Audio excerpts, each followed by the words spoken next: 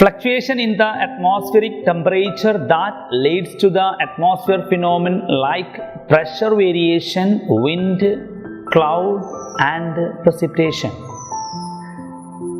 Fluctuation in the atmospheric temperature that leads to the atmospheric phenomenon like pressure variations, wind, clouds and precipitation.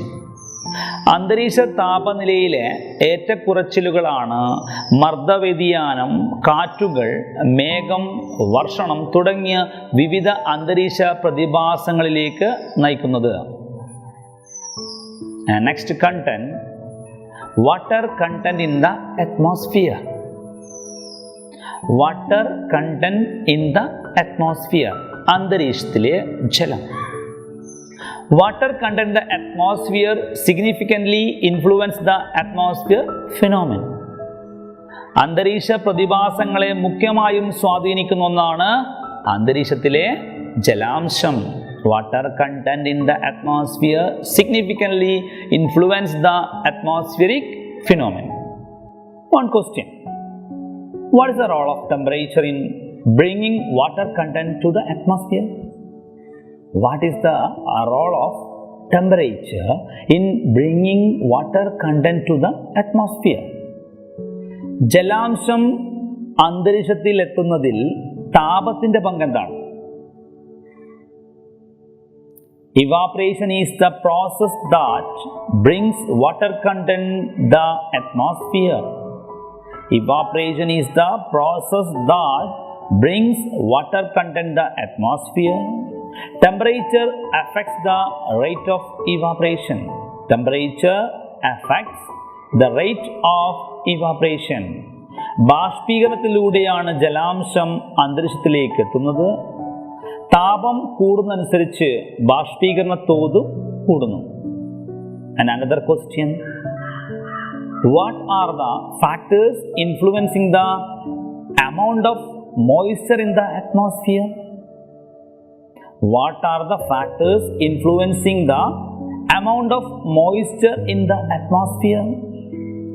അന്തരീക്ഷത്തിലെ ജലത്തിൻ്റെ അളവിനെ സ്വാധീനിക്കുന്ന ഘടകങ്ങൾ എന്തെല്ലാമാണ്? Temperature, nature of air and availability of water.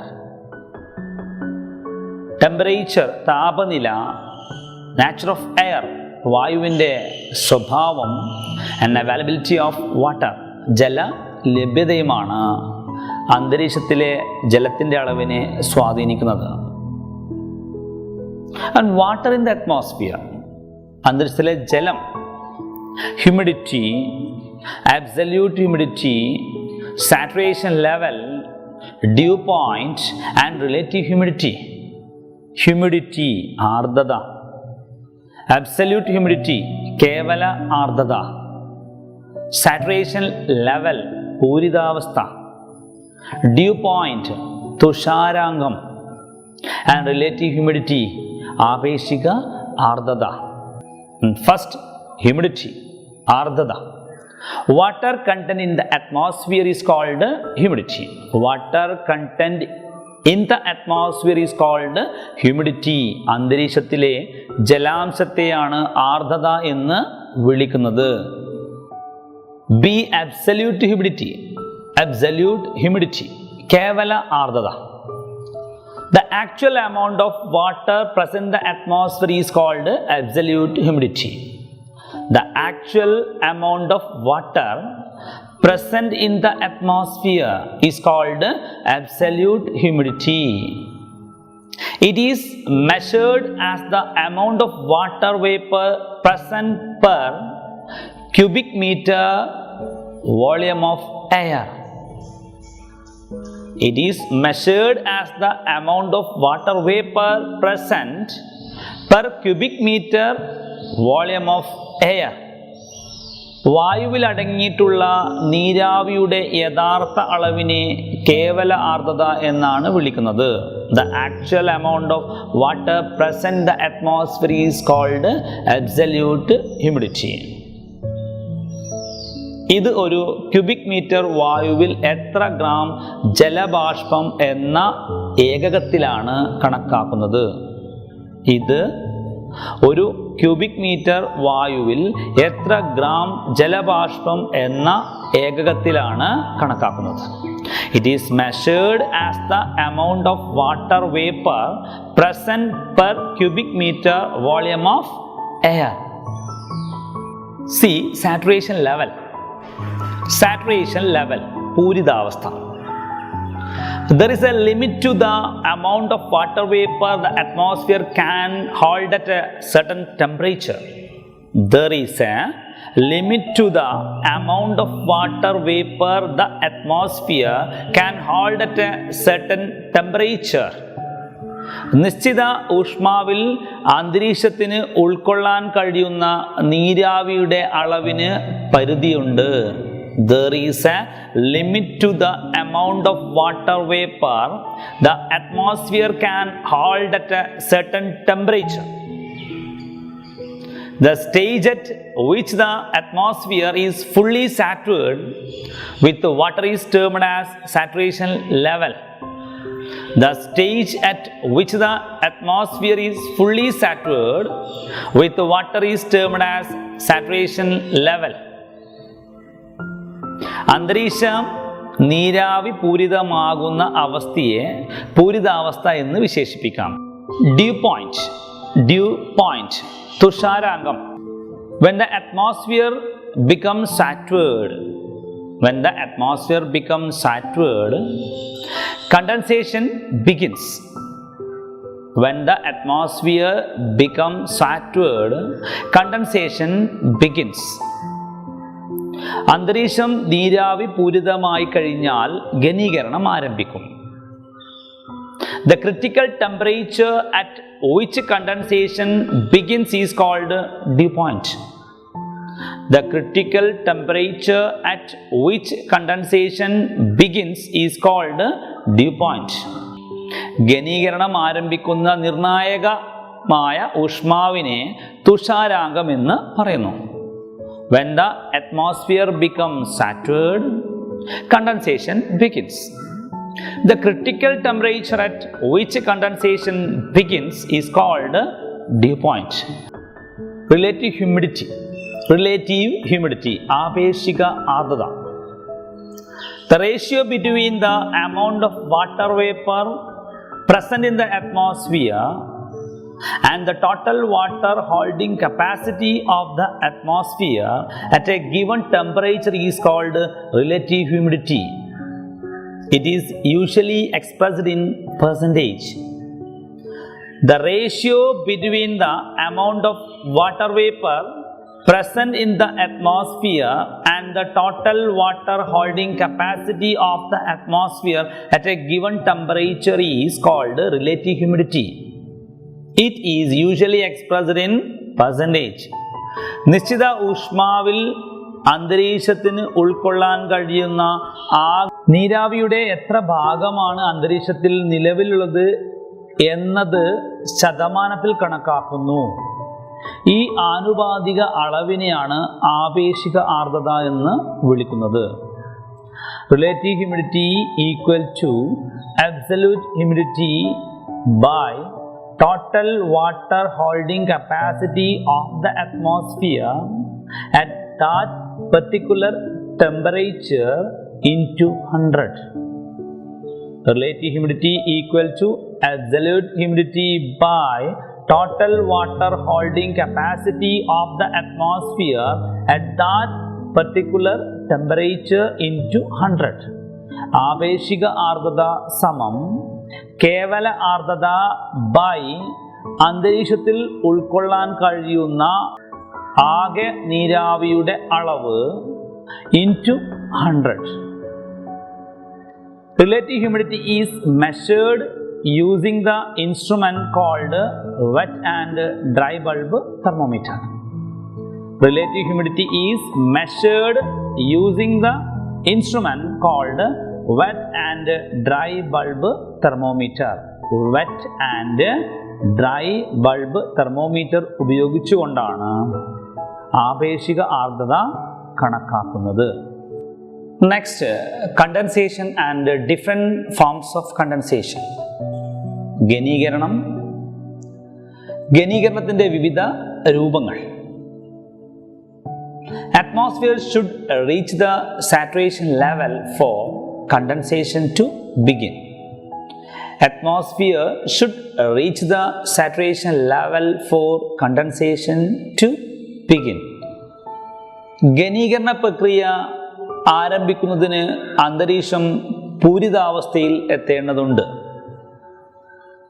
With a further addition of water vapor or due to a considerable fall in temperature, the water vapor in the atmosphere begins to condense. With a further addition of water vapor or due to a considerable fall in temperature, the water vapor in the atmosphere begins to condense. അന്തരീക്ഷം പൂരിതാവസ്ഥയിൽ എത്തിയതിന് ശേഷവും നീരാവി അന്തരീക്ഷത്തിൽ എത്തുകയോ താപനില ഗണ്യമായി കുറയുകയോ ചെയ്താൽ നീരാവിക്ക് ഘനീകരണം സംഭവിക്കുന്നു. With a further addition of water vapor or due to a considerable fall in temperature, the water vapor in the atmosphere begins to condense. Different forms of condensation. Different forms of condensation. ഘനീകരണത്തിൻ്റെ വിവിധ രൂപങ്ങൾ. Dew, frost, fog and mist, and clouds are the different forms of condensation. Dew, തുഷാരം, frost, ഹിമം, fog and mist, മൂടൽമഞ്ഞ്, and clouds, മേഘങ്ങൾ. ഇവയാണ് ഘനീകരണത്തിൻ്റെ വിവിധ രൂപങ്ങൾ. First നമ്മൾ discuss ചെയ്യുന്നത് dew. Dew, തുഷാരം. The water droplets clinging on the blades of grass and leaves early in the morning, this is dew. The water droplets clinging on the blades of grass and leaves early in the morning, this is dew. നമുക്ക് കാണാം, പ്രഭാതങ്ങളിൽ പുൽക്കൊടികളിലും ഇലകളിലും മറ്റും തണുത്ത പ്രതലങ്ങളിലും ജലത്തുള്ളികൾ പറ്റിയിരിക്കുന്നു. ഇതാണ് തുഷാരം. The surface of the earth gets cooled during the night and it cools the near atmosphere. The surface of the earth gets cooled during the night and it cools the near atmosphere. രാത്രികാലങ്ങളിൽ ഭൂമിയുടെ ഉപരിതലം തണുക്കുന്നതിനെ തുടർന്ന് ഉപരിതലത്തോട് ചേർന്ന് സ്ഥിതി ചെയ്യുന്ന അന്തരീക്ഷ ഭാഗവും തണുക്കുന്നു. This causes the water vapor to condense and the condensed droplets cling onto the cold surface on earth. This causes the water vapor to condense and the condensed droplets cling on the cold surface on earth. ഇതുമൂലം നീരാവി ഘനീഭവിച്ച് വെള്ളത്തുള്ളികളായി ഭൂമിയുടെ ഉപരിതലത്തിലെ തണുത്ത പ്രതലങ്ങളിൽ പറ്റിപ്പിടിക്കുന്നു. One interesting question. Dew disappears as the sun rises. Why?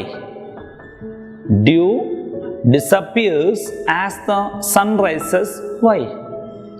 സൂര്യോദയത്തോടെ തുഷാരം അപ്രത്യക്ഷമാകുന്നു. ഇതെന്തുകൊണ്ടാണ്? When the sun rises, the atmospheric temperature increase and the water drops in the form of dew become moisture. When the sun rises, the atmospheric temperature increase and the water drops in the form of dew become moisture. സൂര്യപ്രകാശം അന്തരീക്ഷ താപം വർദ്ധിപ്പിക്കുന്നു. അന്തരീക്ഷ താപം വർദ്ധിക്കുമ്പോൾ തുഷാരം dew ജലകണങ്ങളായി മാറുന്നു. Next frost ഹിമം. Some places on the earth where the night temperature falls below 0 degrees Celsius. Some places on the earth where the night temperature falls below 0 degree Celsius. അതായത് രാത്രികാലങ്ങളിൽ ഉപരിതല താപം 0 ഡിഗ്രി സെൽഷ്യസിനും താഴെയായി കുറയുന്ന പ്രദേശങ്ങൾ ഭൂമിയിലുണ്ട്. Instead of dew, tiny ice crystals are formed in such places. This form of condensation is called frost. Instead of dew, tiny ice crystals are formed in such places. This form of condensation is called frost. ഇത്തരം പ്രദേശങ്ങളിൽ തുഷാരം രൂപം കൊള്ളുന്നതിനു പകരം നേർത്ത ഹിമകണങ്ങളാകും രൂപം കൊള്ളുന്നത്. ഘനീകരണത്തിന്റെ ഈ രൂപത്തെ ഹിമം എന്ന് പറയുന്നു. Instead of dew, tiny ice crystals are formed in such places. This form of condensation is called frost. Next, fog and mist. Fog and mist, മൂടൽമഞ്ഞ്. The condensed tiny droplets of water formed by the cooling of air remains suspended in the atmosphere itself. The condensed tiny droplets of water formed by the cooling of air remains suspended in the atmosphere itself. അന്തരീക്ഷം തണുക്കുന്നതിലൂടെ ഘനീഭവിച്ചുണ്ടാകുന്ന നേർത്ത ജലകണികകൾ അന്തരീക്ഷത്തിൽ തന്നെ തങ്ങി നിൽക്കുന്നു. The condensed tiny droplets of water formed by the cooling of air. Cooling of air remains suspended in the atmosphere itself. They can very well be described as clouds close to the earth's surface. They can very well be described as clouds close to the earth's surface. ഭൂമിയോട് അടുത്ത് സ്ഥിതി ചെയ്യുന്ന മേഘങ്ങൾ എന്ന് തന്നെ ഈ അവസ്ഥയെ വിശേഷിപ്പിക്കാം. Fog or mist is the result of condensation around the minute dust particles in the lower atmosphere. This may obstruct visibility. Fog or mist is the result of condensation around the minute dust particles in the lower atmosphere. This may obstruct visibility. അന്തരീക്ഷത്തിൻ്റെ താഴ്ന്ന വിതാനങ്ങളിലുള്ള പൊടിപടലങ്ങളെ കേന്ദ്രീകരിച്ച് ഘനീകരണം നടക്കുമ്പോഴാണ് മൂടൽമഞ്ഞ് രൂപം കൊള്ളുന്നത്. ഇത് ദൂരക്കാഴ്ചയെ തടസ്സപ്പെടുത്താറുണ്ട്. If the range of visibility is less than 1 kilometer,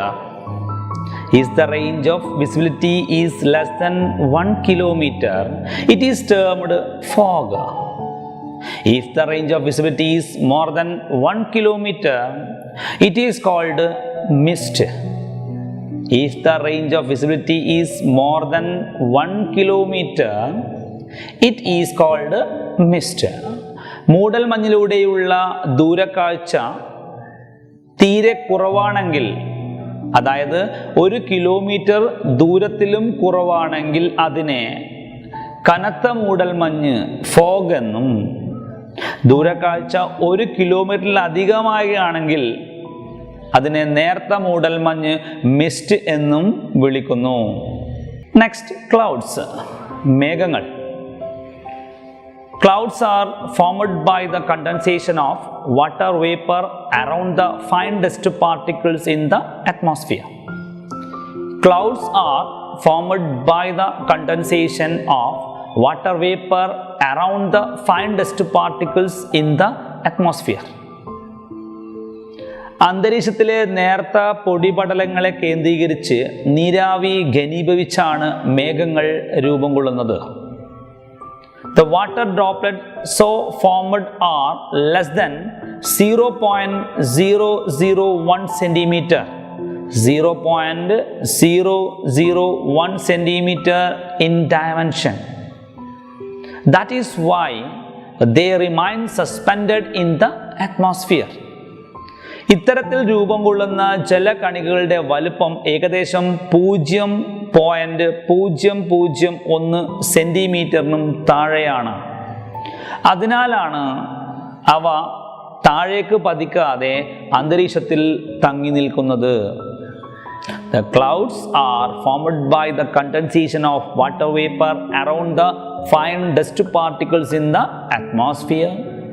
The water droplets so formed are less than 0.001 centimeter in dimension. That is why they remain suspended in the atmosphere.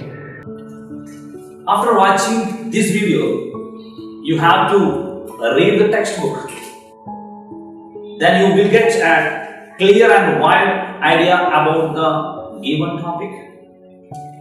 ഈ ഭാഗം കണ്ടതിനു ശേഷം ടെക്സ്റ്റ് ബുക്ക് നന്നായി വായിക്കുക. അപ്പോൾ നിങ്ങൾക്ക് പാഠഭാഗത്തെക്കുറിച്ച് തീർച്ചയായും നല്ല വ്യക്തതയുണ്ടാകും. I hope that we will meet tomorrow. നാളെ കാണുന്നതുവരെ എല്ലാ കുട്ടികൾക്കും എൻ്റെ നമസ്കാരം. And share the video with your friends. നിങ്ങൾ ഈ വീഡിയോ ക്ലാസ് കണ്ടതിനു ശേഷം മറ്റു കുട്ടികൾക്കും ഇത് ഷെയർ ചെയ്യുക.